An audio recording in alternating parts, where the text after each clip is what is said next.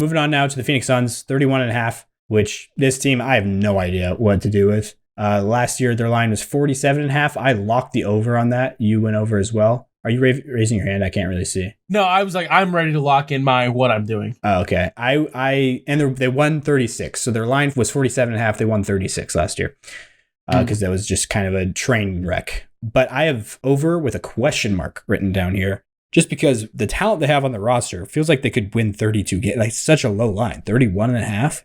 You know what I mean? But you're forgetting the one thing. What is that? I'm staying away from this. I have no idea what's going to happen. Yeah, that's a smart move. Does Devin Booker stay happy? Yeah. Yes, but does he? Mm-hmm. What else are they going to cobble together? Like, I just don't know what happens with them. They made some decent moves outside of the Durant deal wasn't bad for them really because Durant did not want to be there. So like, obviously you got to move him for something. And they were able to get Jalen Green and Dylan Brooks and some picks for it. So, there's something there, I guess. And then they got some big men in there to pair with their guards. Also, yes. Mark Williams is on this team. They just got Charlotte's bigs. They got Mark Williams and Nick Richards. So, and that worked out great for Charlotte. Yeah, and then Kaman Malawach they got in the draft also, who I think could do some damage in an NBA context. Big 7'2" man. He was the teammate with the star-studded Duke team there with Cooper Flagg and Conkin Nipple. Both of us, I believe, said he just should have been a Raptor. It feels right. Yeah, he does feel like he would go to the Raptors. But also, he didn't. That was like right before we found out that the Raptors were getting rid of Masai Ujiri. So that feels less fitting. Like it should happen. Less destiny. But anyways, David Duke of KKK fame is on this roster. David Duke Jr. We've had this conversation on the podcast before, I think, about David Duke, the NBA player. How he said he wants to make it so people, when they hear that name, they think of him and not, the bad guy, not the founder or leader of the KKK, the Grand Wizard.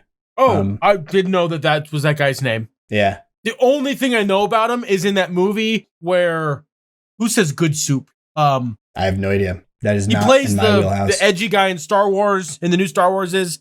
New Star Wars? Like the actual movies? Adam Driver? The actual movies. Adam Driver. Edgy guy. No. Well, edgy Star Wars guy. Yeah. There's a movie where it's a cool black cop. Uh-huh. And then Adam Driver says the N-word a lot. Oh, okay. And Topher Grace is in that movie, and he plays that guy. David Duke. Didn't realize that was his actual name. Yeah. BlacKkKlansman. Great film. Oh, I've heard of that, yeah. Must recommend to most. Mm-hmm. I've never seen it, but I've heard good things about it. So, anyways, yeah, David Duke, the basketball player, is on the Phoenix Suns roster. That is Denzel Washington's kid. I thought it was. Denzel Washington's John son David is Washington? in it. Yeah. John David Washington is the BlacKkKlansman. Yeah, Tenet. In it. He was on the Best Show on Turf Rams roster. He was like the 5th string running back or something like that. Cool. Yeah.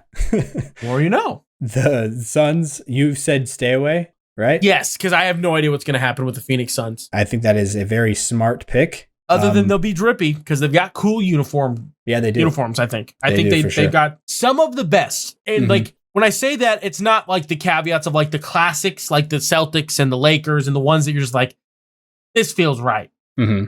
But the ones that are like, what is this little modern flair going on? I feel like the Suns are up high on that tier for me, personally. No, for sure. I totally agree. And I also think the social media breakout videos that, all these teams do with like doing fun games and stuff with their players.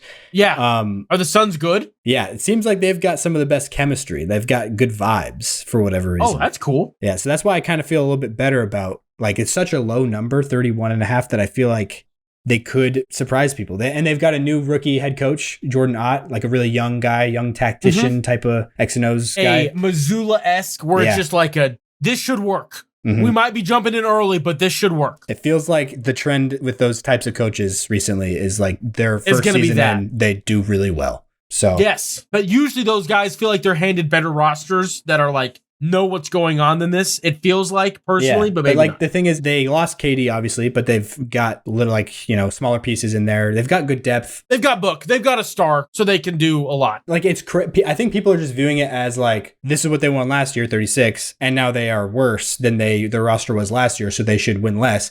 But people are forgetting like 30. It was like nobody could understand why they won 36 games last year. Like it didn't make sense. That's true. You know what I mean? So I feel like there's something to bolster the other direction there in that math equation. And I think they could go over. So that's what I'm going to pick is the over. Anyways, now on to the final team in this Pacific Division, which a couple years ago, we were like, wow, this is the best division in basketball. Not really anymore. Honestly. It slipped. Yeah. Now I think it's probably the Northwest, maybe. At least the top 3 in the Northwest are all really top 3 in the Northwest are hard to beat. It just, the bottom of it is so bad. Well, depends on what you think of Portland. Portland's kind of competitive still, at least. Like they win games, they play tough teams hard. I suppose. But Utah, yes, they might be the worst team in the NBA this year. Yeah. Very, very true.